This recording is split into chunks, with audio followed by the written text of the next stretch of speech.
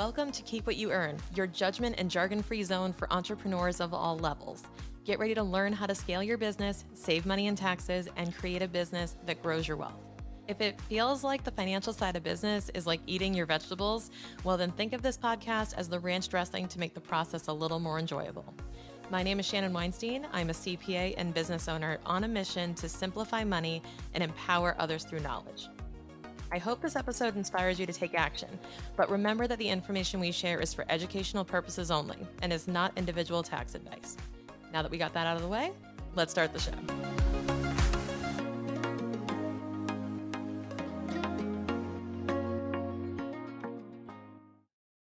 So a couple weeks ago, as of the time that this will air, I had the pleasure of being invited to a roundtable discussion with the Internal Revenue Service, the IRS, and some representatives to talk about the 1099-K reporting threshold change that's coming up and give some opinions from the perspective of a tax practitioner. I was in a group of, I would say, roughly 20 to 25 practitioners from all around Connecticut. You know, it was put on by the IRS from different tax organizations and associations. And what they were looking for was feedback on this policy change that's coming out this year now. So I'm going to provide a little bit of background for those who don't know the context of this, and then I'm going to go into some recap from the conversation to share with you. So number one, this past year, the IRS was talking about changing the 1099-K reporting threshold. A 1099-K is the document that you get from PayPal, Stripe, Square, those payment processors, right? If you make over $20,000 and have over 200 transactions, then you likely got a 1099-K. So if you're an online business owner, chances are you've made more than $20,000 in the year and you got that 1099-K mailed to you, and you included it with your tax documents you sent to your accountant, right? So what they're looking at doing, and they were going to do this last year. I posted a bit about this and we kind of all had a little suspicion that they were going to change it, but they were going to do it last year and now it's been deferred 1 year. So they're planning on still doing it this year as of right now, as of the time I'm recording this, which is the end of April 2023. So we'll timestamp that. They're still planning on doing that. And they're planning on lowering the threshold from anyone who makes $20,000 or more in 200 transactions down to anyone who makes $600 or more with no transaction minimum. The drastic jump of number of people who will receive these 1099-Ks is, in my opinion, alarming. We're going to see everyone getting these 1099-Ks. They're going to be confused. They're going to not know what to do with them. They're going to be relatively new for a lot of people. If you sell a product on Etsy or Shopify, right, like one thing could trigger the 1099-K. You sell like a few things out there, right? Now, this will apply only to business accounts. So not your personal Venmo, not your personal PayPal. Don't worry about it. It's fine. And it's going to apply to those business accounts with an EIN number attached to them. So a couple of things have to happen for this to go smoothly, right? Business owners should be linking their business bank accounts to the business version of these processors, right? The business type of account, and aligning that. Personal should tie to personal, business to business should be pretty logical, right? But a lot of people are commingling. So that's going to be a problem because if you're making money or spending money, or I should say, if you're making money through the processors and you have your personal bank account on the other side of that, that's going to create a ton of confusion, right? Or if you're using your personal version with your business bank account, ton of confusion. It creates a lot of work for us as tax preparers, tax practitioners, bookkeepers, whatever. My whole profession is pulling their hair out over that. So that's one piece of it, right? The other thing is, and just to disclaim, you getting a 1099-K that you never got before means absolutely nothing to you if you're claiming all your income. So if you're claiming all your income, then you got nothing to worry about because it's just going to be, hey, can you just make sure this is on your tax return? And it's like, yep, it's already on there. It's on my QuickBooks. Like, I'm already claiming all my income. So this doesn't really add much value to me, does it? And that was actually one of my arguments in the roundtable was if folks have proper bookkeeping, then this shouldn't be a stressor. This shouldn't be a big deal. And they really shouldn't even need it. It's kind of a waste of paper in my mind, right? It's like I barely look at the 1099-K as long as the taxpayer is claiming more income than what's on that report. If the 1099-K shows more than what the client is saying they earned, then we have a problem because the IRS thinks they made more money and they're going to notice that discrepancy, right? They're going to be like, hey, looks like you're not reporting all your income because over here it says you made this, but you're telling us you made less than that, right? So go back to my episode on what is a 1099K from last January if you want more details on that report. But for the sake of background, that's what the 1099K is about. And they want to lower the threshold. And the purpose of the conversation was, hey, tax practitioners, how ready are people for this threshold change? And there was actually a question. It was like, on a scale, or like, how ready do you feel? And a bunch of us raised our hand up with a giant zero goose egg. Like, nobody's ready for this. Nobody's educated on this. And we really don't think that it's a wise decision to lower the threshold. Like, was the general theme.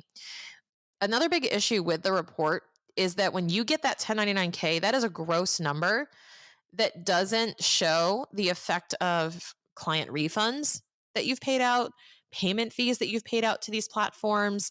It doesn't show the sales tax that you've collected and paid out. It doesn't show any of these things. And what ends up happening is your accountant, most likely, because it's unlikely that you're going to go and do this without professional training or understanding, right? That your accountant now has to do all this work to piece the puzzle together of what the income really should be, right? Like, what is the real income amount that should be claimed, and is everything in alignment with what you're reporting on the return? It's one piece of the puzzle and you're trying to figure out what the whole picture is. That's actually what it feels like. If someone gave you one picture of a puzzle and said, what's this a picture of? So your accountant goes through this struggle of having to piece together the whole story using one page. And it's definitely a headache. So the conversation that we had was around the burden on the taxpayer, you, the burden on us as practitioners, and the burden on the processor companies, right, to report all this stuff. So they have to send you this form by January 31st. And, one of the comments I made was, I really don't think that, exponentially multiplying the number of forms that go out is going to be very useful. It's going to slow them down. It's going to require them to ramp up their, support, their staff, their resources, to add no new tax revenue, in my opinion. So why are they doing this? Why is the IRS lowering this threshold?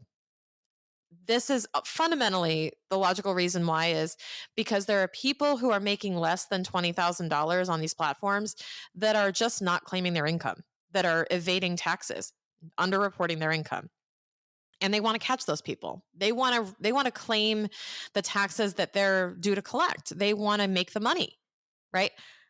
But for the taxpayers who are compliant, it's just one extra burden, right? So they want to catch the taxpayers who are not reporting their income that they're making on these platforms.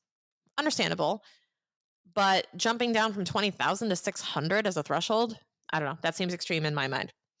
One of the other topics that came up was who has the duty of education, right? Who has the duty of education to explain this stuff? You guys listen to Keep What You Earn, which is awesome.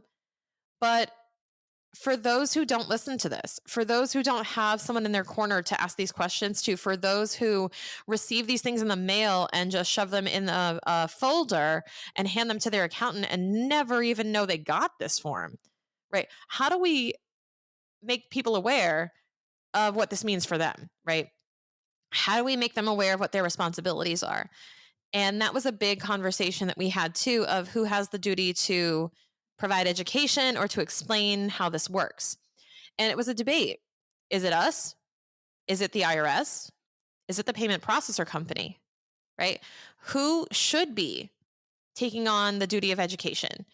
And in my opinion, it's everybody, right? Nobody should be not educating the taxpayers on how this works. The problem is, and this, listening to the show, is quite frankly, a lot of this stuff is not fun to read, fun to listen to, fun to fun to consume. It really is like eating your broccoli, right? So how do we get through to taxpayers? And this is where I actually would love your input, because you listen to this show, and if I'm doing a decent job of explaining this stuff and not putting you to sleep, if this isn't your bedtime story, I would love to know if what I'm saying makes sense, if what I'm saying actually makes sense in terms of the education. And I would challenge you to ask questions of your tax preparer and looking at the news around IRS. I get in my daily brew emails, I get a summary of IRS news.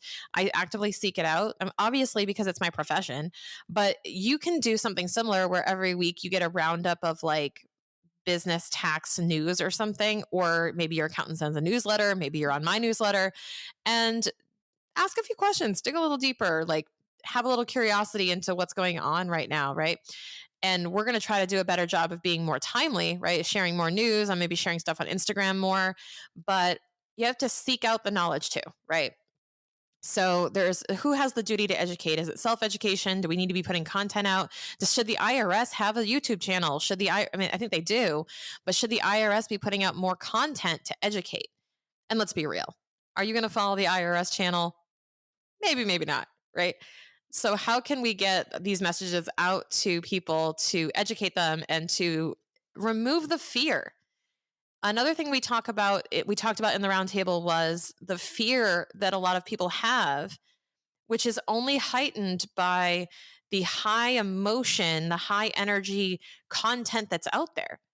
Like watching TikToks and going, the IRS is coming after you. They're going to send you a new 1099. You got to get around it. You got to use your personal Venmo and not get the 1099 and do all this stuff. And I'm like, okay, that's tax evasion. Watch out. Like, watch who you're taking advice from and how they're making you scared.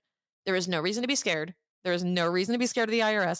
There's no reason to be scared of any of this stuff. I mean, valid if you are, I understand, because there's a lot of things that are pointing you that way. But I'm just telling you logically that there's no fear that needs to be had in any of the situation. Is totally normal. Everything's totally fine. But we have to, how do we convince you of that? Right? Like I can tell you all day, everything's fine. And it's like, all right, Shan, but like, how do I know it's fine? How do I feel fine about it? And yeah, I don't know. I don't know the answer to that question all the time. But if there is something that we as practitioners can do to make you feel more confident, to make you feel more empowered, to make you feel like you understand this stuff enough to not be scared, then I want to know what that thing is. I want to know how we can help you better. I want to know how this can become a topic that you're willing to talk about without it instilling fear. I mean, that's part of my whole mission here. So if there is anything that comes to mind as I'm talking through this, if there's anything that comes to mind in terms of how can practitioners, the IRS, companies, how can we do better educating you and empowering you through knowledge that there's nothing to fear in taxes, money, or any of this stuff? How can we do better? I want to know. Text me. I'm at 860-609-6374. Text me. It is me. I'm going to send you a voice note to prove it. Text me after you hear this episode, and I would love to start a conversation over how we can do better, because I really want to know and I want to be able to share that. Thank you so much.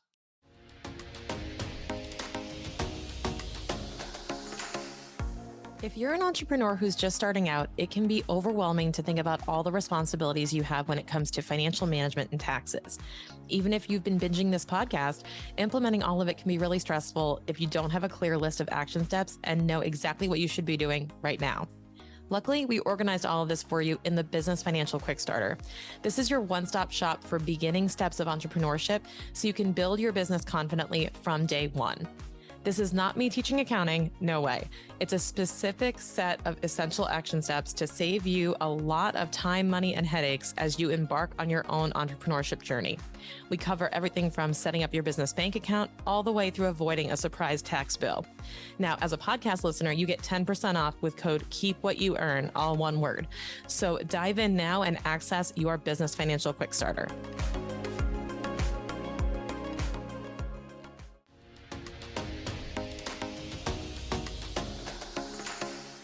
Thank you so much for listening. If you enjoyed this episode, please leave a rating and review on your podcast platform. This small action goes a long way for podcasters to get our message heard by more business owners just like you. Be sure to check out the show notes for links to information about our guests and ways to get in touch with me.